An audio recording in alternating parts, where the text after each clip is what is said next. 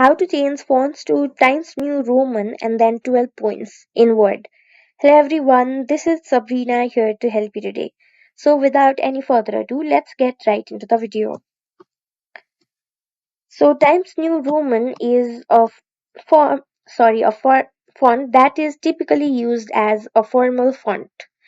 So the font is good looking as well as it does not look too much fancy and it looks very composed. So in order to change your font, simply go to Home. The default font is usually Calibri Body in most of the world.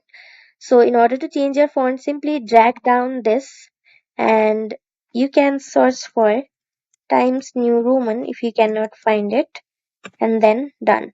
Now in order to make your the letter 12 points, just beside the font you will see this. Now select 12, or you can also make it custom like this. So that's it.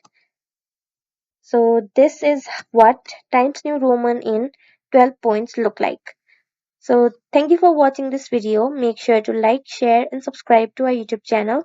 If you got any questions, comment them down and I'll catch you in the next one.